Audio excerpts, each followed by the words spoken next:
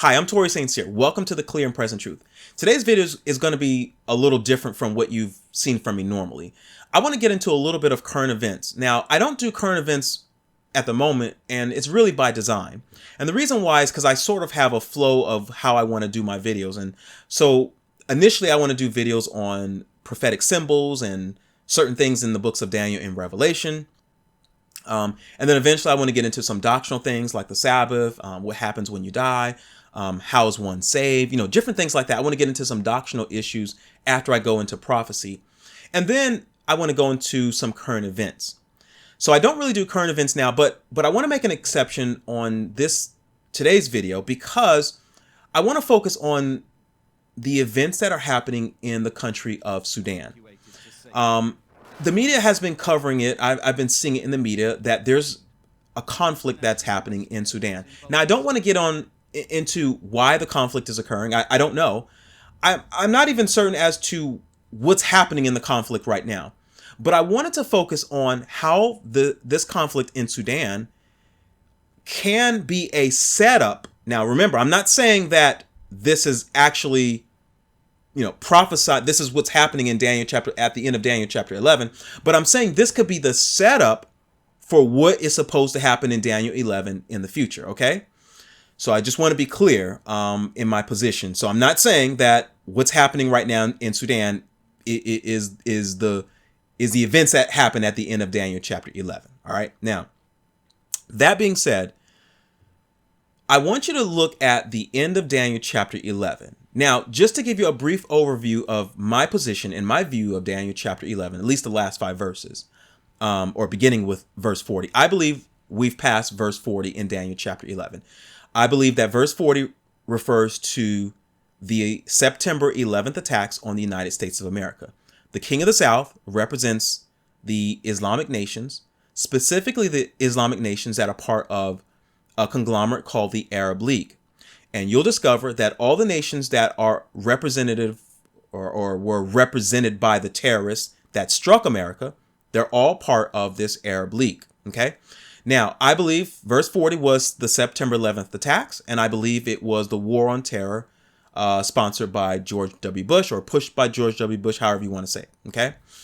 Now, right now, we're in between verses 40 and 41. In other words, we're waiting on the events of verse 41 to occur, okay? Now, the events of verse 41 there's going to be an event that's going to take place, and the United States of America is going to go into the glorious land. The glorious land is Israel or Palestine, that area of the world, okay? Now, I'm not sure why they're going to go into there. I'm not sure what's going to happen, but there's going to be something that's going to prompt the United States to send its military into this region. Okay. Now, what I want you to look at is verse number 43. And here's where I want you to pay very close attention, because verse 43 says, "But he shall have power over the treasures of gold and of silver and over all the precious things of Egypt, and the Libyans and the Ethiopians shall be at his steps." Now, ladies and gentlemen, I want you to look at the countries that are here mentioned. Notice that the precious things of Egypt, so that's Egypt, the country of Egypt.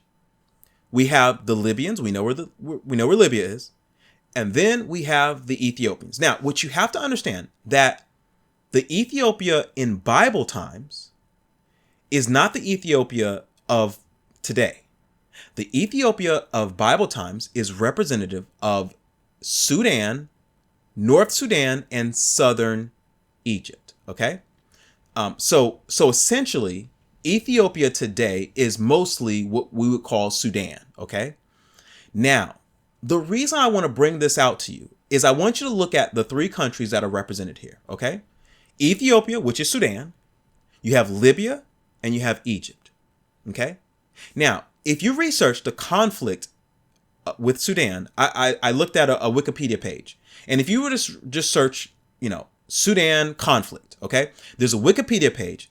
And I want you to notice the countries that are involved within the Sudanese conflict, okay?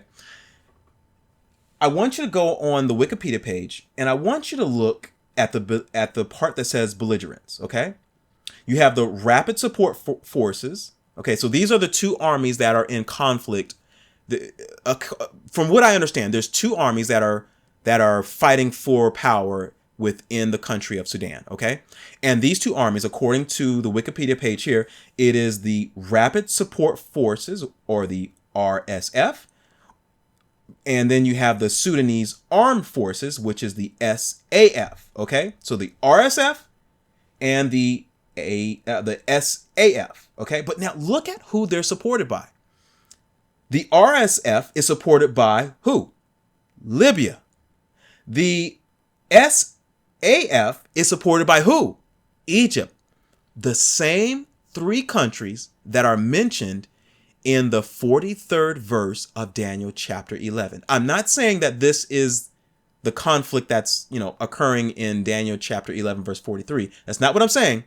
But I'm saying just open up your eyes, and you have to see that things could be setting up for events that could happen 15, 20 years from now. So pay close attention, because prophecy is being fulfilled whether you know it or not.